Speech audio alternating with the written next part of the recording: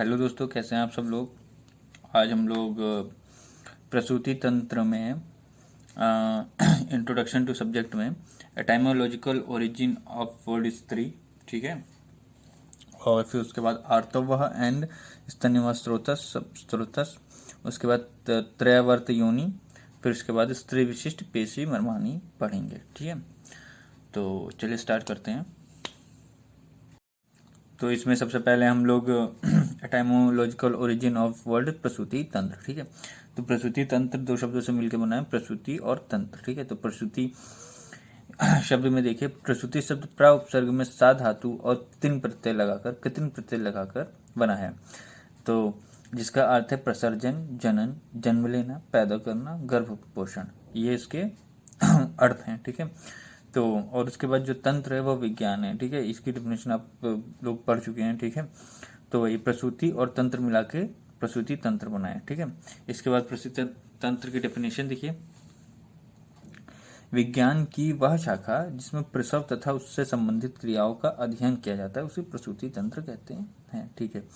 विज्ञान की वह शाखा जिसमें प्रसव यानी डिलीवरी एंड उससे संबंधित क्रियाओं का अध्ययन किया जाता है और उससे जो संबंधित जो प्रोसेसेस होते हैं, जो मेडिसिन होती हैं, ठीक है, और कई चीज़ें, उन सबकी जो स्टडी होती है उसे प्रसूति तंत्र कहते हैं, ठीक है। इंग्लिश में देखिए, the branch of science which deals with the delivery and related thing is called प्रसूति तंत्र, ठीक है। The branch of science which deals with the delivery and related things is called as प्रसूति तंत्र, ठीक है, डिलीवरी, ठीक। फिर इसके बाद देखिए स्त्री शब्द की निरुक्ति, ठीक है। स्त्री शब्द की निरुक्ति कैसे हुई है, सत्य उपसर्ग में दृढ़ धातु में सत्य उपसर्ग और डिप प्रत्यय लगाकर स्त्री शब्द बना है, ठीक है, जिसका अर्थ है पुंज रूप में एकत्रित करना, ठीक है। स्तय उपसर्ग दृढ़ धातु और डिप प्रत्यय लगाकर स्त्री शब्द की निरुक्ति हुई है, ठीक है, जिसका अर्थ है पुंज रूप में एकत्रित करना, ठीक।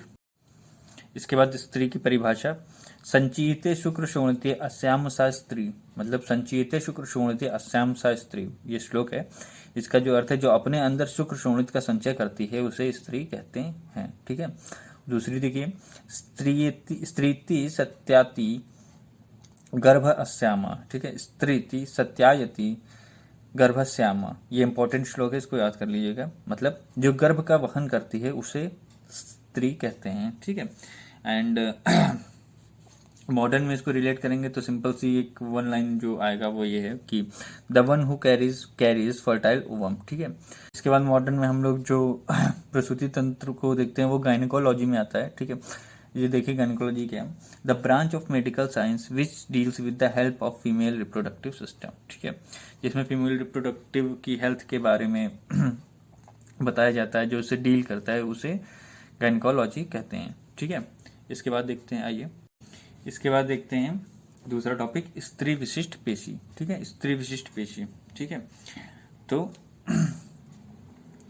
सुश्रुत शारीरिक स्थान के असूत्र शारीरिक स्थान में वर्णन है कि स्त्रीणाम तु विंशति अधिका, मतलब कि स्त्रीणाम तु विंशति अधिका, मतलब स्त्रियों में पुरुष के अपेक्षा 20 पेशियां अधिक होती हैं। तो पुरुष में 500 पेशी होती हैं, ठीक है, स्त्री में 500 प्लस 20 520 पेशियां होती हैं, स्त्री में 20 पेशियां अधिक होती हैं, ठीक।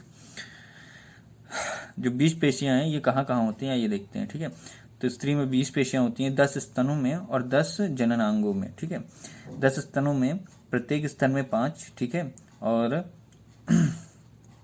ये यौवन में वृद्धि और आदि कार्य करती हैं, ठीक है।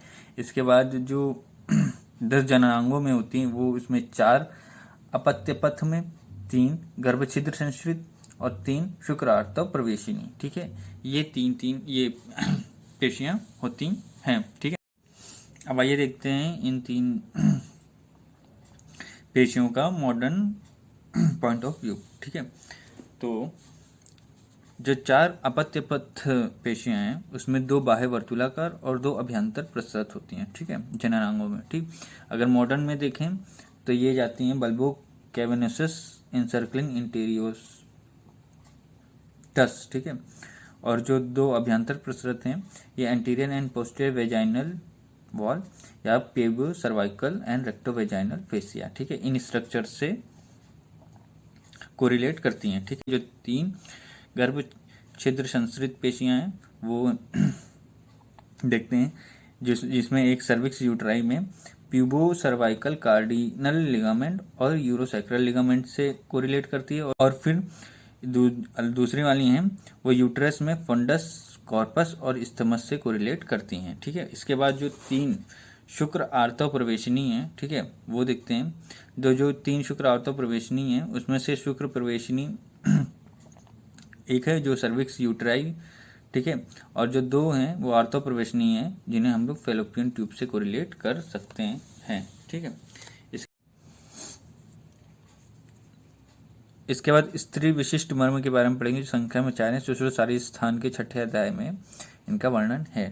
तो आइए देखते हैं। ठीक है, जो 2 मर्म हैं वो हैं स्तन रोहित मर्म। ठीक है, ये मर्म मांस मर्म या कालांतर प्राणहर मर्म है। ठीक है, इनका जो प्रमाण है वो आधा अंगुल है। ठीक है, स्तन चूचिकों के 2 अंगुल ऊपर स्थित हैं ये मर्म। ठीक है, और इनके जो विद्य लक्षण है वो है रक्तपूर्ण कोष्ठता, काश, श्वास से मृत्यु। ठीक है, इसके बाद जो अन्य 2 मर्म हैं वो स्तन मूल में है। ठीक है, इनका जो प्रकार है वो शिरामर्म और कालांतर प्राणहर्म।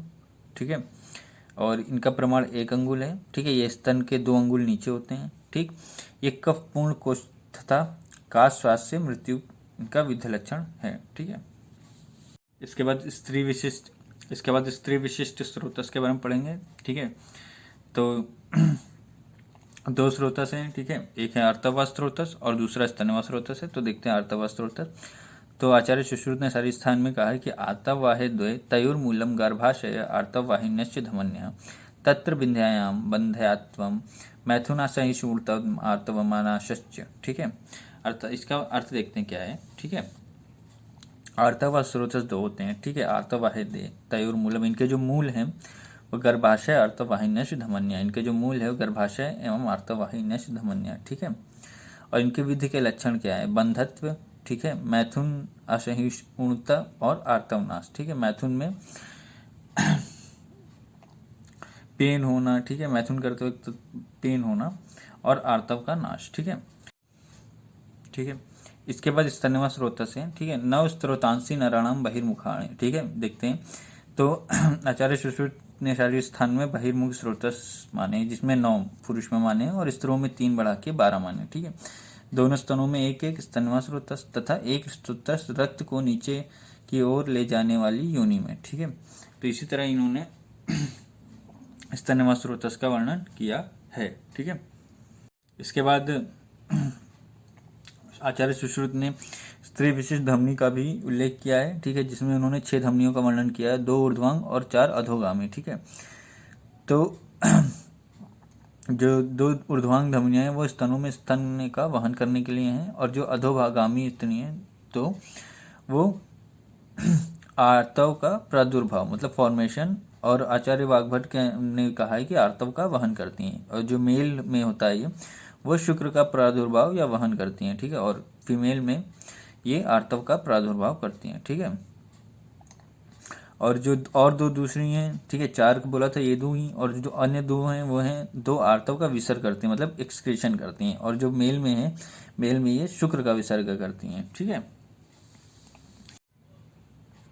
इसके बाद त्रयावर्ता योनि के बारे में देखते हैं। त्रयावर्ता योनि, ठीक है, सुश्रुत शारीर स्थान में श्लोक दिया हुआ है। देखिए क्या कहता है कि शंख नाभि आकृति निरस्त्रयावर्ता आकृति योनिर्त्रयावर्ता सप्रतिकीर्तता तस्या तृतीय त्वावर्ते गर्भाशयम प्रतिष्ठिता। फिर से देखते हैं, शंख नाभ्य आकृति योनिस्त्रयावर्ता सप्रतिकीर्तता तस्या तृतीय त्वावर्ते गर्भाशय प्रतिष्ठिता।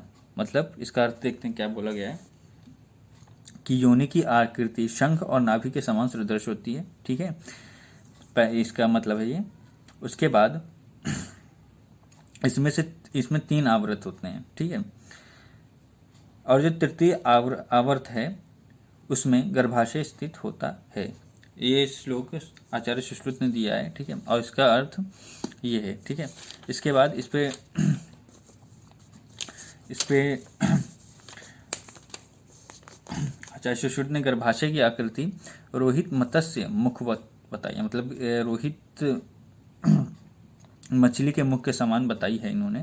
पे आचार्य डल्हण जी ने टीका दी है, जैसे आचार्य चक्रपाणी जी टीका करते हैं, उसी तरह इसी पे आचार्य डल्हण ने भी इस पे टीका दिया है कि अल्प मुख अंतरम सुशिर मित्यर्थ। ठीक है, इसका मतलब ये है, ठीक है, इसका मतलब ये है कि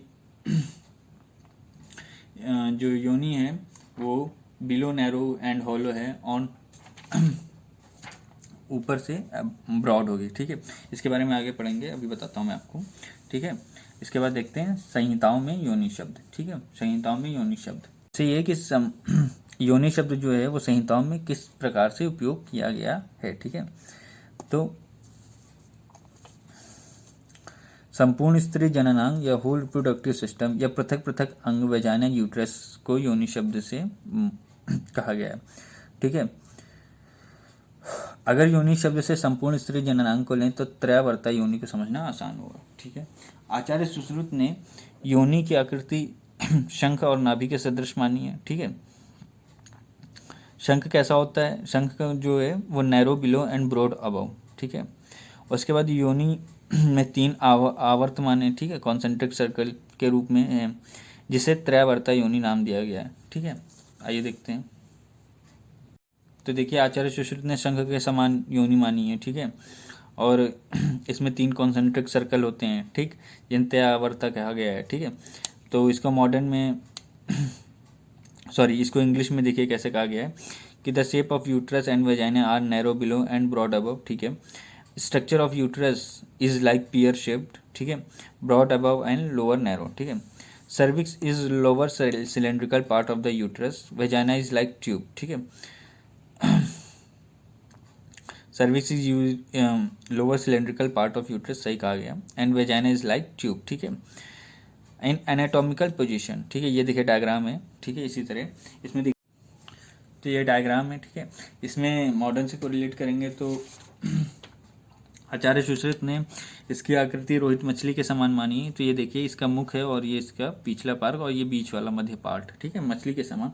और जो आचार्य डल्हण ने वो टीका की है कि अंदर से हॉलो है, ठीक है, नीचे से नैरो है और ऊपर अबव से ब्रॉड हो गई है। ठीक है, तो ये देखिए, ये दोनों के अनुसार। ठीक है, आइए फिर आगे देखते हैं।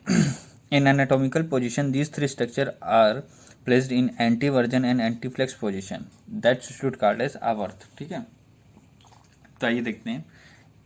द 3 आवर्त ऑफ योनि शुड बी, ठीक है, जो पहला आवर्त है वो वेजाइना होना चाहिए। ठीक, from vestibule to exterior osseous. ठीक है, वेस्टिब्यूल से एक्सटीरियर ऑसियस तक होना चाहिए, यहाँ तक। ठीक है, यहाँ एक्सटीरियर ऑसियस है। ठीक है, और ये वेजाइना है। ठीक है, जो दूसरा आवर्त है वो सर्विक्स है, from exterior os to interior osseous. तो यह एक्सटीरियर ऑसियस से इंटीरियर ऑसियस तक होना चाहिए, इसे सर्विक्स कहते हैं। और जो तीसरा है हमारा, जो थर्ड हमारा आवर्त है, वो होना चाहिए uterus, from interior osseous to fundus of uterus. तो यहाँ से इंटीरियर ऑसियस से फंडस तक होना चाहिए। ठीक है, ये तीन आवर्त को सुश्रुत ने डिफाइन किया है। ठीक है, और हम लोगों ने इसे मॉडर्न में भी देख लिया। ठीक है, इसके बाद देखते हैं थर्ड आवर्त में गर्भशैया, मतलब गर्भाशय स्थित होता है। ठीक है, तो यूट्रिन कैविटी यूट्रस, ठीक है, site of implantation of uterus, ठीक, सही कहा गया। आकृति जो होती है, ठीक है, ये फिर से वही डिफाइन किया गया है कि रोहित मत्स्य मुखवत, ठीक है, कंपेयर्ड विद सर्विक्स ओपनिंग। ठीक है, रोहित मछली के मुख के समान। ठीक है, और फिर से वही डल्हण जी ने इस पे जो टीका की थी वो ये है कि अल्पमुख अंतःशिशिर, मतलब narrow below and hollow and broad above. ठीक है, और आपको अगर वीडियो पसंद आई तो please like and subscribe doctor Ayurveda. ठीक है, अगर आपको कोई क्वेश्चन पूछने हो तो नीचे कमेंट बॉक्स में आप पूछ सकते हैं। Thank you.